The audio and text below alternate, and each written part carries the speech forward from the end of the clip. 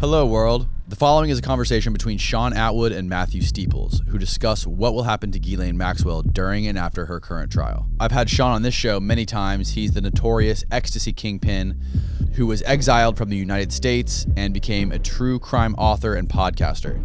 Shaun has a very deep and comprehensive understanding of the current Ghislaine Maxwell trial, as he's been following, studying, and making videos about Jeffrey Epstein and Ghislaine Maxwell for years. Please enjoy this conversation with Shaun Attwood and Matthew Steeples.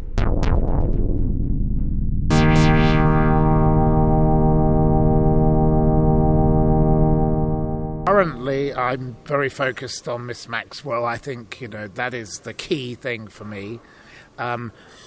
Recently, this book came out by my friend Kirby Summers. This is the book that I recommend you all read. This is a book that actually delves into the truth of this story. I think it is far better than anything else out there. She's going to be writing another book, and you can buy her book on her website and I think via Amazon, and I would suggest it's well worth reading. It's a book that goes into parts of this story where other people don't dare, and she is very good at researching it. She quotes a friend of mine, Alexis Parr, in the beginning, and Alexis works for a national newspaper, and she says, "It is a wonderful, highly original and wonderful sprint through the glamorous global big business and high society." I think this book is the book that actually explains the truth of the fact that this is a story about Ghislaine Maxwell rather than Jeffrey Epstein. So you're constantly looking at all new sources of information on the Maxwell case to see if you can glean anything, perhaps that you're not already aware of. Did you glean anything from this book? The book was very good because she delved into Ghislaine's past prior to her involvement with Jeffrey Epstein and what was her motivations and her connections with other people who were of high society who met mysterious ends, including some Greek people that she was involved with. Khashoggi? No, a Greek family, and they were all linked to a certain bunch of people who in London met mysterious ends, and I think that's something we'll talk about another time when we can go through it more properly.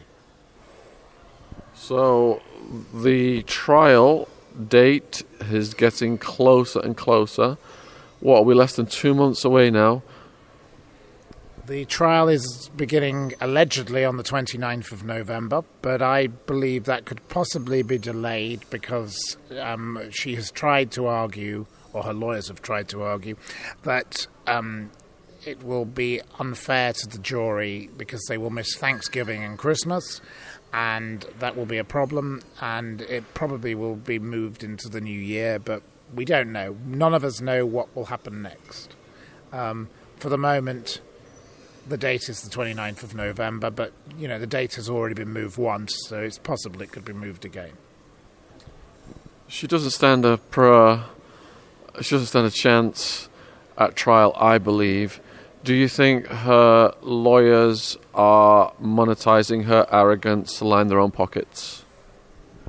I think that Miss Maxwell is the most arrogant woman you could possibly imagine. She barricaded herself in the prison conference room recently with a trolley. Her behavior is that of an arrogant person. She's angry she doesn't have enough computers. She's got 2. She's angry she doesn't have access to enough paperwork. This is a lady who is not going to cave in easily. If she had a brain, she wouldn't be in the position she was in for a start. She would have left the country and she'd have gone to France and she would have behaved like Roman Polanski. And she could have avoided being detained. Instead, she bought a house called Tucked Away. Instead, she used a fake name to buy a house. She has done everything in her power. She complains constantly. She annoys Judge Nathan every day with stupid letters from her stupid lawyer, who I think is actually a poor quality lawyer because she's not doing her a service. The woman is doing her a disservice, representing her in this way. If I were her, I would try and do some kind of deal, but she hasn't tried that yet, and we're still waiting to see that. And as we get closer and closer, all she does is put more content on her website. She uses the people who are helping her, who I won't name because I don't think they deserve the publicity, to harass people who have tried to say things that she doesn't like. Her brothers are, I don't blame them for. Wouldn't you protect your sister? And that's one thing he said, Kevin, and he is right in that regard. Of course, I would, if it were my sister, I would behave in a similar fashion to him, but it doesn't mean it's the right thing to do. What kind of threats and cyberbullying and attacks have you come under from covering the Maxwell case? I receive a number of threatening messages. I've had threats of lawsuits. I've had threats that are more personal. I'm kind of used to this from having been involved in the Viscount St. David's case. I know what level of threat is very dangerous and what isn't, and most of them are cranks, but you never know. What maximum sentence is Maxwell facing if she loses on all counts at trial? And what will her fate be after she is sentenced to such a big, hefty amount? She would be facing between 45 and 60 years, I would say, from what I've gathered from what I've read elsewhere. So she would die in prison. There is no way out once she is in prison. If that happens, she will be there for the rest of her life, and it will not be a pleasant experience for her. And she is not doing anything to minimize that. From what I see yet, she's been totally uncooperative to date, so she hasn't done herself any favors. So people are going to be just, absolutely wondering what happens to her next when she's sentenced. And from my experience, I was in Arizona State, so people with crimes of that nature would get sent to a sex offender's yard, whereby they would not get attacked by the general population. Now, we recently interviewed one of the NatWest 3, one of the Enron 3, Giles Darby, who got sent to a mafia prison in the federal system. Maxwell is going to be in the federal system. So he's at this prison where there was predominantly a lot of mafia characters, but there was also pedophiles. So it seems that there are some federal prisons that have mixed populations. Do you think that she will be classified as such a high-profile case that she would have to go to a special prison for sex offenders? Because Giles said that the sex offenders in his prison, they're given a story by the guards. They're going to say that they weren't doing such and such. They were doing bank fraud, for example. That's their cover story. Do you think because she's so high profile, they will have to classify her to a yard where she's going to be other people with similar crimes to reduce the likelihood of her getting killed by the inmates? I think it would be absolutely impossible in the world of social media and the amount of press coverage she has had that anybody would be able to pretend she wasn't who she is. It's absolutely impossible to hide her identity because she is who she is. And the acreage of coverage has been so vast so far, and it will get more and more and more, that she's not safe anywhere. So they will have to create some way of keeping her safe, in the same way in England, I suppose, you have Rose West and you have Myra Hindley, and people like that had to be dealt with in a different way.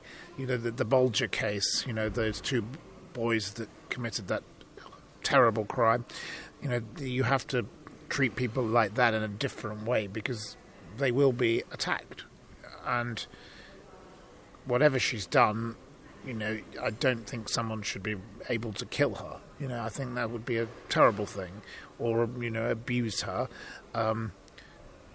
As was said this morning in this talk, she was allegedly abused by her own father, but that doesn't make it right what she's done to other people. But it doesn't make it right that other people should then be able to abuse her again in prison. So I believe that if she does receive the double digits that Matthew proposed as the maximum sentence, she will be fast-tracked to suicide watch immediately, because she will be in shock. Right now, she's clinging on to the hope of getting out. That desperation is being monetized by her lawyers, who are just going to max every motion out, as we've seen. I've lost count of the bail bond appeals now, which are completely futile, other than the money. We're talking five attempts at bail, and all sorts of other things that technicalities she's tried. Nothing works, because the problem is that she's been proven to be a liar like her father. In this book, one of the quotes is, "I have a beautiful daughter and she's just like me," and that is what sums her up. She has the same arrogance as Robert Maxwell. She's so arrogant, she thinks that this will all still go away. She still thinks that Prince Andrew could come riding in on Shergar the racehorse, and save her from everything. It is a completely ludicrous state of affairs. Her friends have mostly deserted her. There are friends out there who I speak to. A lady we both know, she continues to say, Ghislaine is somebody who just got into the wrong crowd, and it wasn't her fault, and she didn't do anything wrong, and poor her. But she did. She was there. It's proven. The flight records prove it. She tried to say that GM wasn't her on the flight records. On one flight, it was GM and Kevin Maxwell. Now, the chances of it being someone called George is pretty low. She continues to lie. She claimed to be a citizen of Terramar when interrogated by the FBI. This is a woman who lives in Fantasyland. She is completely crackpot. She's mad. And she's been indulged in her entire life, and now it's finally caught up with her.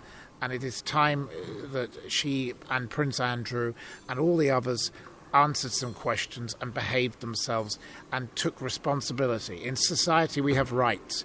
We also have responsibility. And she committed crimes, I believe. Now, the jury will decide whether she committed those crimes and the level of those crimes.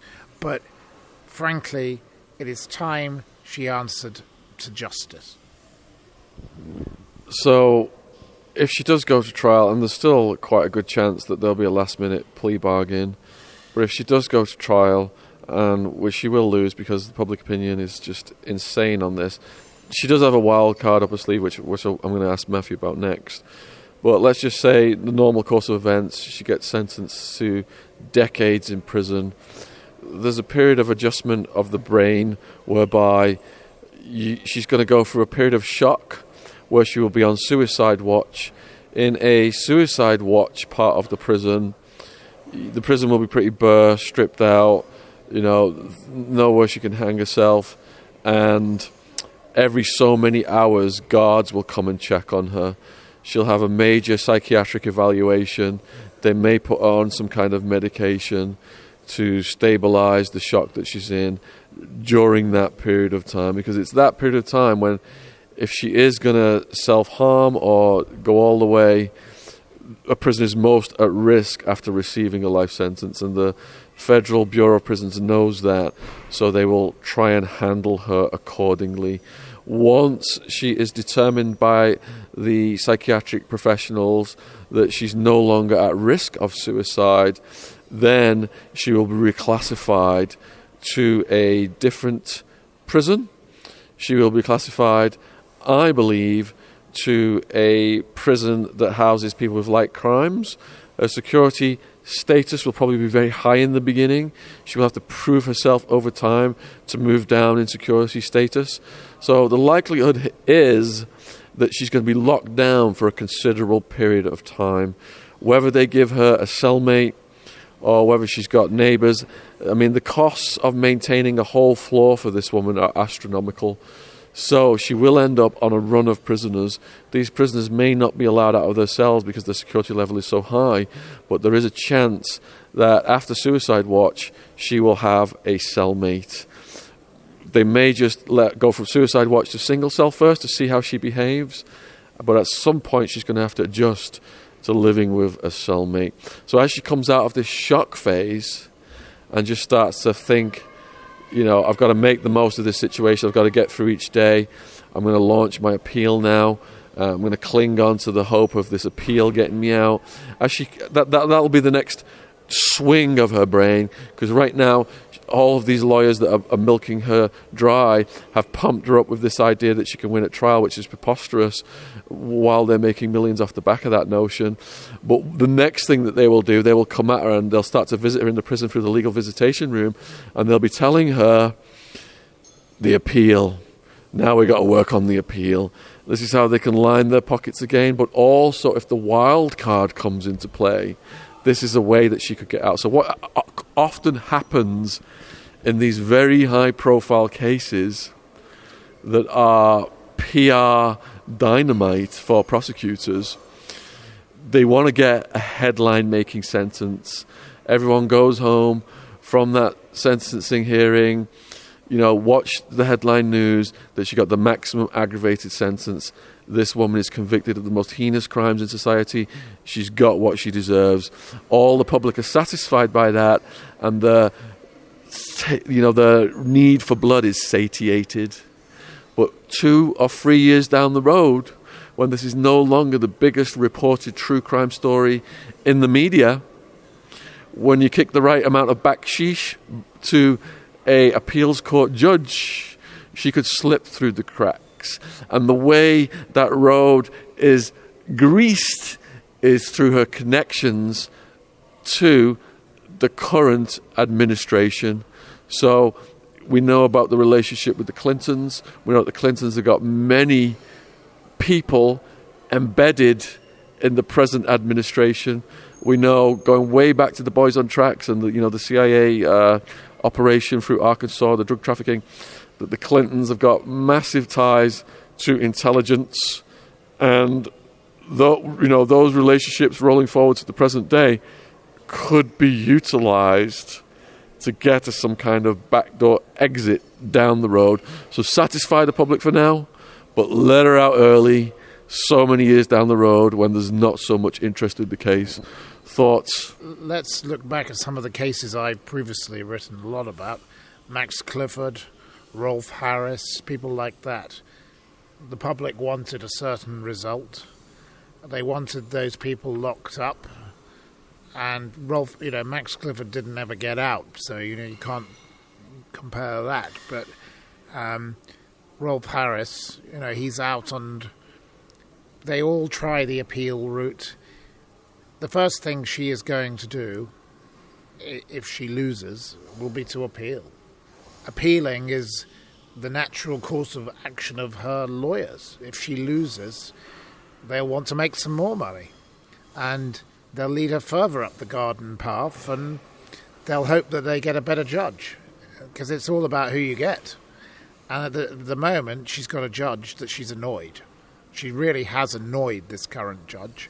Her behaviour has been annoying. She keeps going after this bail. She barricades herself in the cell. She moans about her conditions. All she does is send stupid letters. Well, her lawyer sends stupid letters that cause irritation. And frankly, I don't think her choice of behaviour is going to help her in this first instance. But even if she were to lose, she would continue down the same path because she's got this arrogance about her. I've seen it from other members of that family, and you can see it from the way the father behaved. Now, the father was a megalomaniac, and he moulded her to be like him. And she has had every connection in the world. She's lived in utter luxury. People call it a gilded cage, but, she had complete freedom. She didn't have to do anything bad. Nobody ever forced her to do anything bad. Her brothers were able to reinvent themselves without committing crimes of this nature in the wake of their father's crime. They lived in mansions in Oxfordshire. That didn't seem to come to an end. Everyone says, poor her, she lived in poverty. She never lived in poverty.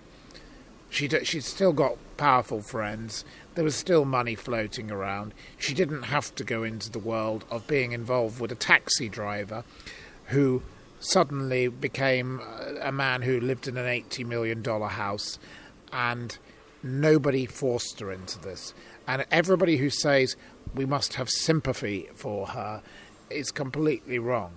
The last time I encountered her, I didn't know I was in the same place.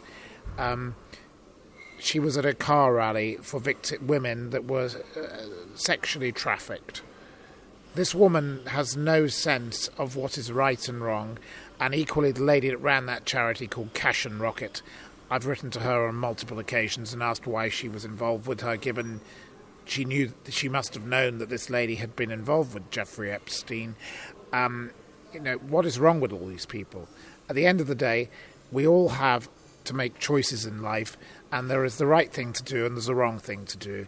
And this lady will continue to go down the route of being crazy. She will not ever take responsibility for what she did, and that is why she'll immediately launch into an appeal if she loses. So if the case does go to trial and the Clinton name is not mentioned, would that be an indication that some behind-the-scenes deal has been struck? The mention of the Clintons, I don't believe will occur, because she knows who to upset and who not to upset. I think she will mention other people. I've been sent various lists of people she will mention. I think they'll probably be the people we don't expect. They will probably be actors and minor politicians rather than the most powerful people. Why do you think Donald Trump said, "I wish her well"?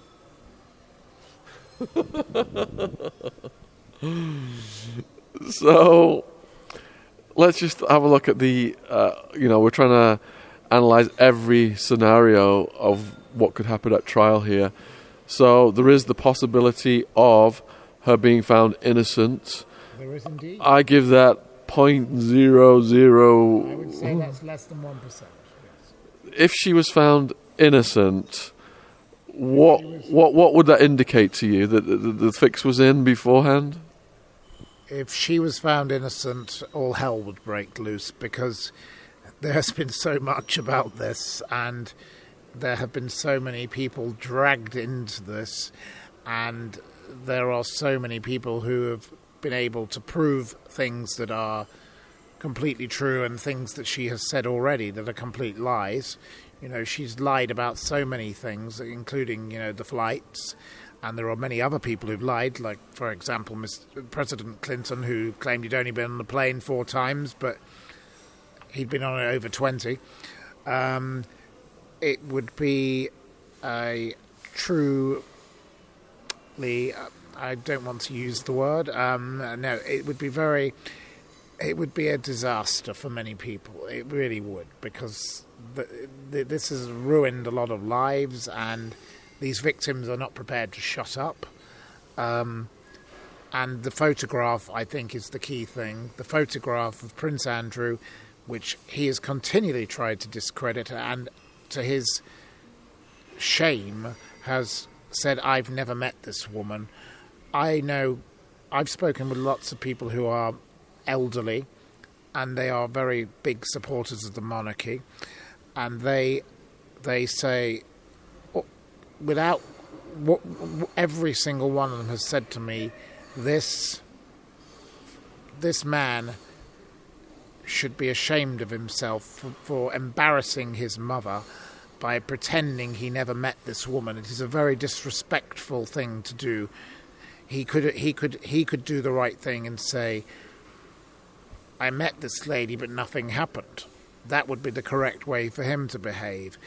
Equally with her, she could say, I was brought into this and I didn't really know what was going on, whatever her excuse could be, but instead she pretends nothing ever happened. That Jeffrey did nothing wrong, she did nothing wrong, nobody did anything wrong. Well, some of the people who've made allegations could be telling lies, but equally there's a lot of evidence to suggest that a lot of it is true, and it is time she took some responsibility. What about Prince Andrew taking responsibility? We've seen this indictment or whatever legal papers he was served with. Are they asking him? Yeah, could you explain what has he been served with? Prince Andrew has been served with legal papers that relate to a civil case. It is not a criminal case, and if he settles the case, it does not mean he did anything. It's absolutely a matter of payment for civil damages. The alleged victim, Virginia Roberts, she has already been paid by both Jeffrey Epstein and Ghislaine Maxwell. They have both reached civil settlements. By doing so, they did not admit that they did anything to her.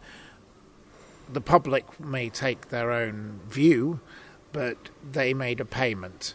Instead, Prince Andrew has tried to avoid even being served with the papers. He has now accepted those papers after a game of cat and mouse in which he's hidden away, trying to hide behind his mother's coattails at Balmoral, and again bringing, unnecessary attention to his poor mother, who is a grieving widow. And he hasn't even bothered to go and see his own grandchild. He thinks that avoiding it is the way forward. He is not helping himself through his actions. Okay, so there is yet another possibility. It's not just a case of guilty and not guilty. A third outcome is a mistrial. And from speaking to, I think it was Giles Darby recently, he was telling us about federal court system mistrials. If you have a mistrial, then you have to have another trial. It just all starts from scratch, which is an absolute windfall for the lawyers. And in cases where people don't have much money, it is a strategy that will wipe you out financially, because you cannot, you may have all this money for your first trial, pay a high-priced lawyer hundreds of thousands, and you're wiped out. We're talking Millions in this case, and then you have a mistrial, and then your lawyer says, right, we've got to start from scratch. Here's my bill for the new trial, and you're like, but now I'm hundreds of thousands in debt for the first trial. I've got no assets left, and the lawyer may just walk away, and you're stuck with a public defender, which won't happen in Ghislaine's case because she's got this $20 million legal war chest, but there is the possibility of a mistrial. She has $28 million in assets, but some of those assets are tied up. It's going to be very hard for her to get financing. I knew somebody who the family approached to try and get her mortgages, and they were told no. People do not want to finance her. And yes, you are right. If there is a mistrial, it could go the same way as this particular case, Lyle Menendez, Eric Menendez. A second case is another very costly thing. The Menendez family were very wealthy like her, and the money is gone. It's all gone, because law firms eat money.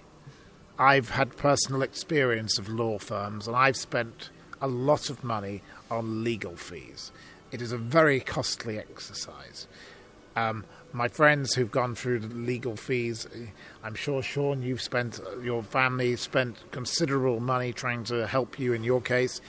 It is something you can't, Jeremy Bamber, you name the case, these people spend fortunes. And once the money's gone, it's gone.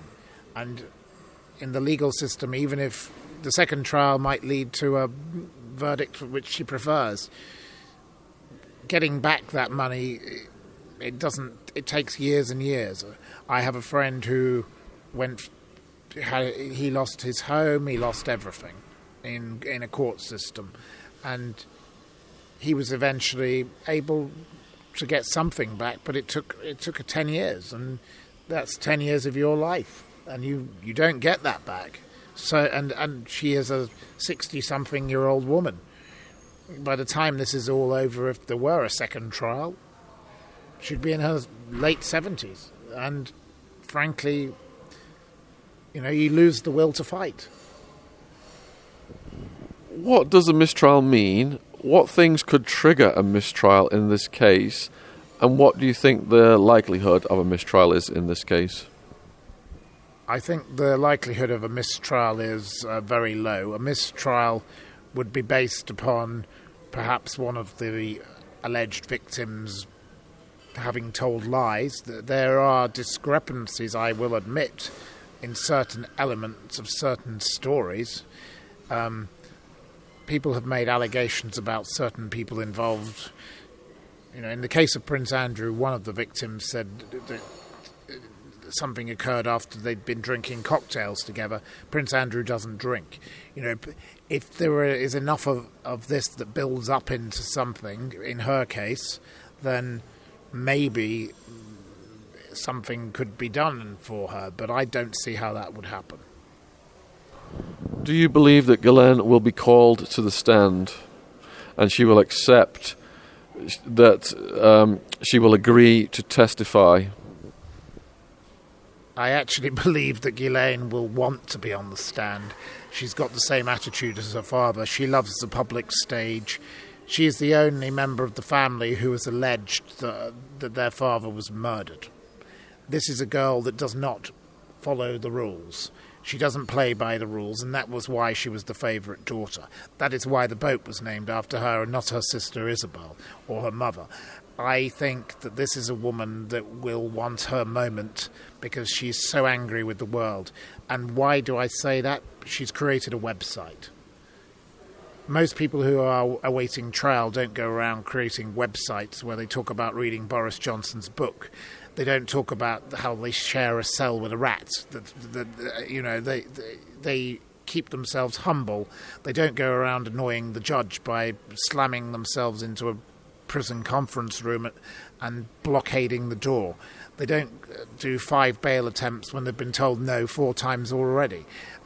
This lady doesn't sound to me like someone who will give up. She wants her moment, and she doesn't believe that any of this is going to lead to her conviction. She does as she wishes. So in pre-trial, you can't show any remorse, as it would be taken as an indication of guilt. At trial, what do you think her strategy will be if she speaks on her own behalf? Is she going to protest her innocence? Is she going to blame it on the dead guy? I believe that she will go down the route of blaming Jeffrey Epstein, saying she didn't know what he did. She wasn't so closely involved with him. She continued to support him as a friend because he'd been kind to her when her father died. There'll be a bit of that. She will claim that these girls, she doesn't know anything about them. It wasn't her fault. She is somebody who will have every angle covered so she can just blame everybody but herself. She is a selfish lady who has been overindulged for her entire life. I've met many people of her type. Once you are so spoilt and you're the daughter of somebody so rich, you only have to look at someone like say Philip Green. His daughter, another example of a spoilt young lady who just misbehaves. She took up with a convict who she had a child with, and now he's been chucked out. And these people, they do as they wish, and they have no they have no acceptance of the consequence of what their families have done to ordinary people. Will the prosecutor be calling survivors to the stand? I would think that Virginia Roberts will be there. I think perhaps Anushka de Georgiou, who I've met on a number of occasions, who subsequently went out with David Hasselhoff. There may be others, the Maria Farmer. There will certainly be the key person, in my view, the man who did the technical things on the island, who I think he is somebody who seems to know a lot more than others. There will be a lot of staff from the home in Palm Beach, the home in New York, perhaps the ranch. I don't think there'll be anybody from Britain. So doesn't that have the possibility of opening Pandora's box? Because you mentioned earlier that Ghislaine, under no circumstances, will mention the Clintons and I assume Prince Andrew, but the survivors have no such restrictions. So if Virginia recounts the episode on the island whereby underage East European girls were, I'm just going to say to euphemize, engaged in activity with Prince Andrew, Maxwell and Epstein, all participants, if Virginia recounts that in the federal court system, isn't that going to just like, the world's going to go crazy, the news is going to go crazy, there's going to have to be, investigations launched, more indictments pending? I think those people are capable of saying whatever they wish to say, but Prince Andrew will just simply refuse to travel to America, and that will be that. And the British government will not want a diplomatic incident, and the American government will not want a diplomatic incident. But there are other people who are less important. You only have to look at the fact that the French were so easy to arrest this Jean-Luc Brunel. They got him. There are certain people who can be sacrificed. So, if Epstein was suicided to prevent what Maxwell presents right now, this very same threat, is there a fourth possibility then? We've got guilty, not guilty, mistrial. Is there a fourth possibility that she may not even survive before this trial commences? I am not a conspiracy theorist. I don't know whether Jeffrey Epstein was killed or not killed. It seems from the likelihood of possibilities that he was allowed to get himself to a position where he could do that, kill himself. I would think the man realized his time was up and he thought, I better go. I think that is highly more likely than him being killed, but he could have been killed. I don't know. I'm not a conspiracy theorist. I don't think she will kill herself because she is somebody who has the arrogance of her father. She is a survivor. I don't know whether Robert Maxwell killed himself. I think he fell off the back of the boat and he probably just gave up on the will to live because he knew his time was finished. But I don't think she actually has reached that stage. She is somebody who continues to cause trouble. From her prison cell, she is still a nuisance. She doesn't accept her situation yet. And she has a website. She has PR people. She has a man called Brian Basham, he ran the Dirty Tricks campaign for British Airways, and a man whose name I won't mention, who trolls me continually, who was involved. He was chucked out of UKIP to end up in the Conservative Party, and he has a website. And these people are completely under her thumb. They do as they're told, and they spin her lies. This is not someone ready to give up. I don't think she's prepared to go yet. So, again then, the situation that was remedied by Epstein's death is now imminent because of the possibility of trial. These big names that could potentially come out must be feeling a bit embarrassed and we've got to do something about this before it's too late kind of thing? Because... Well, the famous names are all trying to spin their way out of it. Naomi Campbell, we talked of earlier. I have a quote from her here somewhere. Yes, I knew him. I was introduced to him on my 31st birthday by my ex-boyfriend Flavio Briatore, a good friend of Bernie Ecclestone. He was always front row. I've stood next to hundreds of people to take a picture. What he's done is indefensible. I was sick to my stomach. I didn't know about him. I stand with the victims. They're scarred for life. They all have a little story as to why they were with him, and some of them, unfortunately, have stronger connections to the pair of them than others. So the address book, if you are Bernie Ecclestone, you're in the address book with a phone number and a fax number. That's it, and the address. If you're Prince Andrew, you have 17 phone numbers. If you're the Duchess of York, you have about the same. There are people who are very closely aligned with them, and then there are people who are just pure acquaintances. I've spoken with people who the general public wouldn't know of, English aristocrats, people like that. They were people that she'd known when she was at Oxford University. They were her friends. Every one of us has met people and we've given them our phone number and then we've never ever heard from them again. And if they were to go on trial, the police could come to us and say, you're in the address book, you're a danger. You could be, what did you do? And you could say, well, I met this person once. And that was it. And then there are other people who were like the Clintons.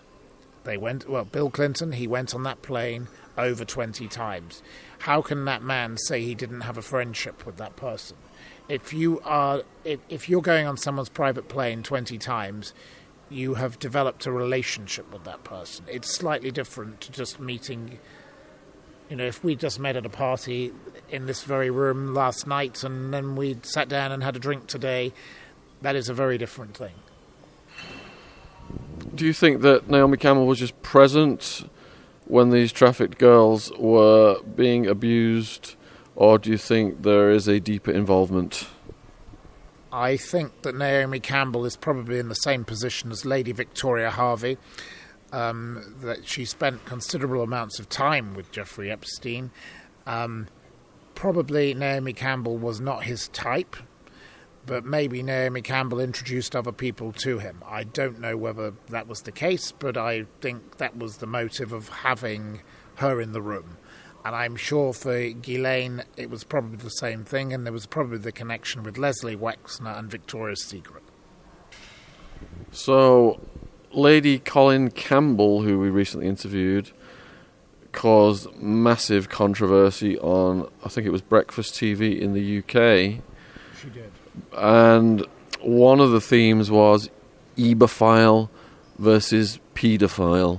I didn't even know what an EEBA File was until recently. What comments do you have on that controversy? I personally think that she made a very grave error. I don't know the lady. I've never met her. I've been in the same room as her. I think what Ghislaine Maxwell is alleged to have done and what Jeffrey Epstein was convicted of having done is reprehensible, disgusting, revolting, evil, sick and wrong, and I can go a lot further. And I think people like that, it doesn't matter what label you attach to them, they are disgusting and they should be punished for doing something so reprehensible and wrong to children. You don't abuse children and there's no excuse for it. So I have very strong views on this, sorry. So, do you think that at trial Maxwell will throw some people under the bus, but they will be lower level people? And we know already that the legal quagmire of investigating people who had been procured, who later became procurers, has been solved, because all those procurers now, those alleged procurers, have agreed to testify against Maxwell. So who's left for her to throw under the bus if she can only go down and not give up any of the bigs? Well, I have been sent lists, but I don't know what list is true, of course. I know as much as the magician at the end of the road. Who has a clue who she's going to actually go after, but it's been mostly actors and minor politicians, people none of you would ever have heard of. It will not be the big names. It won't be Donald Trump. It won't be Bill Clinton. It won't be Prince Andrew. The one person who has written to me who claims to know has suggested Prince Andrew will be thrown under the bus, but no, I don't see that happening. She is not a stupid woman. I will say that. She's a very, very bright lady, and she knows where her allegiances lie, and she is still in connection, according to one of my sources, with a former wife of Donald Trump in prison. I don't know whether that's true or not, because obviously none of us know. We don't know really what's going on, but the person who has given me that information is somebody I believe. She is more likely to destroy people she thinks won't be able to fight back. So the possibilities we've roamed over so far are guilty, not guilty, mistrial, Suicide, and last-minute plea bargain. The sixth possibility then is that the trial date is moved to next year. Which side would request that, do you think? Upon what grounds? And is there a possibility that that may happen? Ghislaine's lawyers have already requested that the trial be moved because they think it's unfair to the jury that they miss out on Thanksgiving, and obviously Christmas could get in the way. You know, she wants her turkey and she wants it now. You know, she wants everything. She's a bit like Eloise at the Plaza Hotel. You know, but she's sadly in the Manhattan Detention Center. But she is the one trying to have the date moved. The judge wants to get on with it. So, concluding this interview then, I think the title will probably be What Next for Maxwell, or, you know, what's going to happen at Maxwell's trial. Do you have anything to say in conclusion on this matter? I think that Ghislaine Maxwell would be wise to do a plea bargain. I don't believe Ghislaine Maxwell will do a plea bargain. I do believe Prince Andrew should go and face the FBI and answer some questions. I don't believe he will. And I believe all the other people who are trying to spin their way out of this would do well to try and be assistant, do the right thing. And that is all I have to say, really. So a huge thank you to Matthew Steeples for sharing his information and knowledge. And you can support Matthew at the Steeples Times. You will probably be watching this on Odyssey, so I shall remember to put Matthew's links in the description box on the Odyssey version. And also, Matthew is quite active on Twitter, where he has many people reach out and, you know, ask him questions or stalk him. So you're welcome to join in over there as well. You are all very welcome to send me any questions you wish via Twitter, and I will happily try and answer them for you. Great work, Matthew. Thank you very much. Thank you. Cheers.